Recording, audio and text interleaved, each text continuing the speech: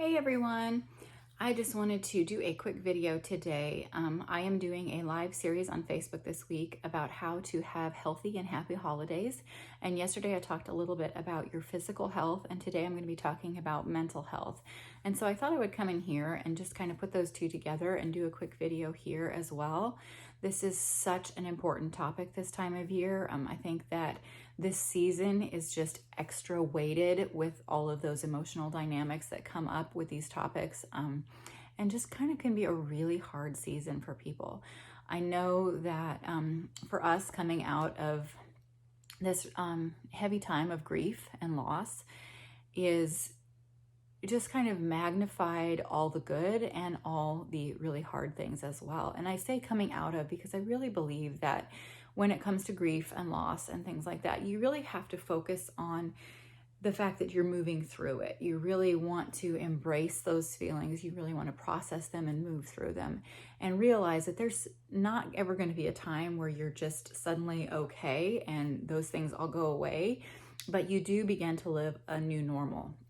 You do begin to find a new sense of reality and identity and community and all of those things that kind of rebuild and reshift as you heal.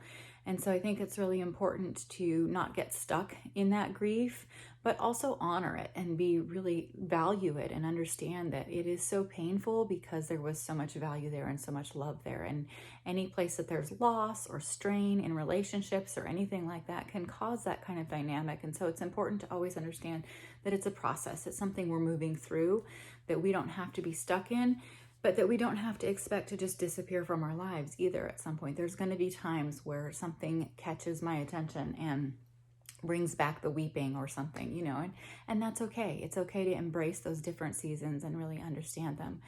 So yesterday I talked a little bit about physical health in my live video on Facebook, and I just wanted to share a little bit about that because this is the time of year that a lot of people will say things like, well, I just really can't focus on my health right now because I have all these holiday parties coming and we have all these family dinners and all these special foods, and it's just going to be too difficult.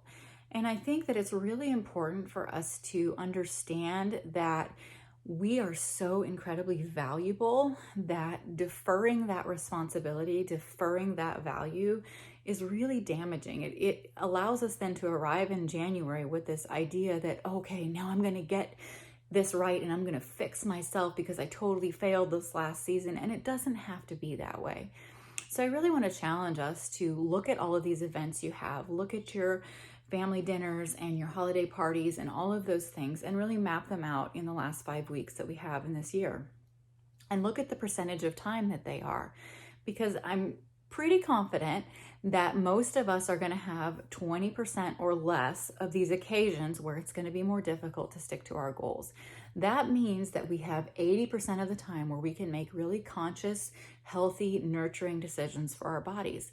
That means we can still live by an 80-20 rule even in this season. We don't have to defer to all of a sudden in January going 1000% full speed ahead and being really strict and all of those things, because that doesn't work.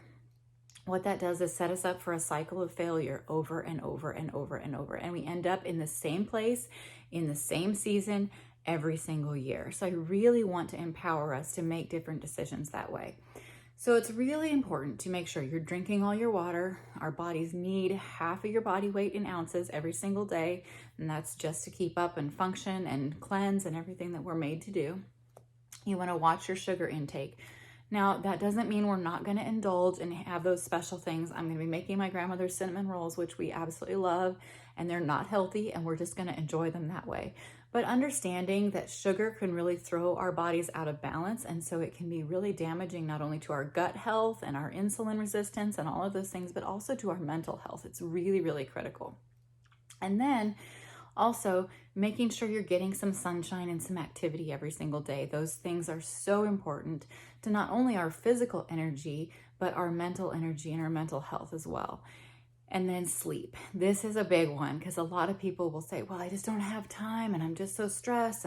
So be really intentional about your sleep. Sleep is so, so important for our bodies. It's when we do all of our healing functions, when we reset and we develop and grow and all of those things. So it's really, really, really, really important. That means turning off the technology an hour before you go to sleep, having a quiet, peaceful room, making your bedroom a place of tranquility and refuge, not allowing, other activities and things in the bedroom, but that's your place for sleeping. Set it apart. And then also be really aware of your decisions. Be really aware of your intentions. Are you making these food choices based on emotions? Are you eating those bad feelings? Are you looking to meet a need there that you could take to God that you're instead trying to meet with food? These are really important things to be really conscious of. And then understanding that everything that you put into your body rebuilds your body. It maintains your gut balance. It helps with your neurotransmitter functions and your hormones and all of those things. So these are really, really important things. I think we focus so much on a number on a scale and things like that. And there's so many more layers to our physical health. And that really then leads into our mental health. And I wanted to talk a little bit about that today as well, because it is such a tender subject this time of year. And so much of our mental health actually starts in our gut. It actually begins there. 90% of your serotonin is made in your gut. So a lot of what we associate with mental health actually starts there. Serotonin helps regulate hormones. It helps you feel good. It makes you happy. It does all of those things. And I know for me personally, one of the things I was thinking about this morning when I was thinking about doing these live videos today was my personal journey. I think as long as I can remember, really since I was about 12, I've struggled with depression. It was always this sort of heavy darkness that hung over me. And I remember I would get up in the morning and just really struggle to just even get out of bed and be there for my kids. And it got worse every time I had a baby, and the postpartum depression would get much worse. And just all of these struggles, and couple that with autoimmune disease and other issues. And it was just really, really, really hard. And I woke up this morning and was thinking about that and thinking about how happy I am now, how I wake up in the morning and I almost miss that darkness in a negative way. But I think of it as, wow, I don't feel that anymore. And that's really getting your gut balanced and clean. It's really allowing your neurotransmitter functions to function well. It's giving you energy. It's all of those things. So it's so important to be aware of the component of that physical health, that gut health, and that insulin health in the way that it really reflects our mental health. And then also just being really conscious about this season. So thinking about the experiences and the situations that you're walking into, thinking about the past dynamics in these relationships that might be strained a little bit and how things have played out before, and changing the patterns there, realizing that you don't have to stay in any situation that is toxic. You can very respectfully remove yourself from that situation and set a boundary. That is okay to do. It's so, so important. And also understanding that your feelings are valid. They need to be acknowledged and expressed and felt, but they're not necessarily truth. And so when you have a thought or a feeling, think about it and hold it up to a lens of truth. Pray about it. Ask a trusted friend or confidant, someone you know that you can trust to speak truth in your life, and just share that and talk through it and understand. Because it's so important that we don't let these thoughts run away with us, that we are really checking them. Are these feelings true? Are they based on a lie that I may have picked up because of something said to me as a child or something like that? Because we really want to be aware of these things this time of year. Then also, leave your expectations at the door. Don't go into situations expecting them to be negative or expecting them to be positive or expecting something, because expectations really set us up for disappointment. Head into situations with an openness, a warmness, looking for what you want to receive in those situations and pouring that out into the situation as well. That is where we are empowered to own our emotions, because we don't get to control anyone else's emotions. We only get to control ours. And I really think that it's really important to remember, we tend to think of mental health in kind of polarizing dynamics, where we will say, well, I can't control my depression and I can't control my anxiety because that's just how I am. And that's true. There's a lot of physiological dynamics to those things, and usually they're connected to gut health or blood sugar balance or something like that. So there are physiological things that you are affected by. But there's also a level of choice there. There's a dynamic of choice. Just like we wouldn't say, this person, the therapy is not going to help them unless they choose to go there, because you have a choice. You have to get there for the therapy to help. And the same is true with a supplement, a medication, anything like that. If you don't choose to take it and take it consistently, it's not going to help. So there's a partnership there between your choice and your physiological response that's really, really important to remember. And so when you're thinking about these situations, you want to make sure that you are being true to you. What does that mean? That means that when you're saying, I'm going to do this, I'm committed to this, you actually follow through with it. Because when you don't follow through with your commitments to yourself, you are literally just teaching yourself that you're not valuable enough for those commitments, and you're not going to really come through for yourself. And the next time you make a commitment to yourself and say, yes, I'm going to do this, I'm going to start eating healthy, your subconscious says, no, you're not. You don't keep your word. You don't do what you say you're going to do. And it's the same thing as in any dynamic, in any relationship. You are proving to yourself who you're going to be. So we have to change those patterns to really take ownership of our physical health and our mental health as well. And getting help is okay.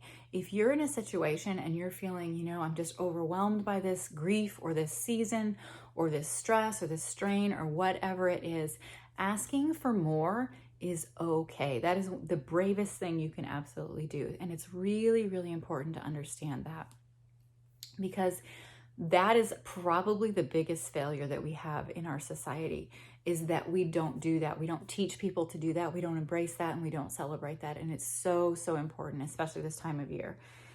And then also think about the things that really matter in this season. And this is a really, really important dynamic here, because we are so inundated with, especially this week, with materialistic and sales and buying each other gifts, and that's how we show love. And there is tremendous value in giving something really special to someone, but understanding the real truth in that and really embracing that and having power around that, so that you're financially responsible, you have a plan for that financially, you're not creating more stress by going into debt over the holidays. You're really focusing on what really matters during this time and creating traditions that don't just center around money and material things. And you're just really being really, really present in the season, really noticing and valuing the most important things. So that's just a little bit about what I wanted to share today. I think it's really important to understand how much power we have in our lives. Is it hard? Absolutely. It is so hard. And I would never tell you anything less, but it's absolutely worth it too. And I think understanding the choices that we have to make, understanding the resources that we are given, understanding the biblical background and support that we have in the Word and in the journey that God wants to walk with us through every single day is so incredibly valuable. And if you need someone to partner with you, whether it's in your health or your mental health or anything, just a support system, please don't hesitate to reach out. I absolutely love to partner with people in any area in that dynamic and just really walk together, because I think that we tend to feel like we're the only ones that are going through these things. And it's really important to understand that we all have the same dynamics going on with different details and different days and different situations, but we all were created for this amazing, amazing purpose. And for you to live out your intended purpose takes power and grit and determination and choice, but it is the most beautiful thing. And you are intricately made, and you are an absolutely incredible masterpiece. And without you, the world is not the same. And we need you. We need you to be fully who you are, so that we can all be fully who we are, and we can embrace life together and enjoy it, especially this time of year in this amazing season. So I hope everybody has a wonderful Thanksgiving holiday, and I will be talking to you soon. Take care.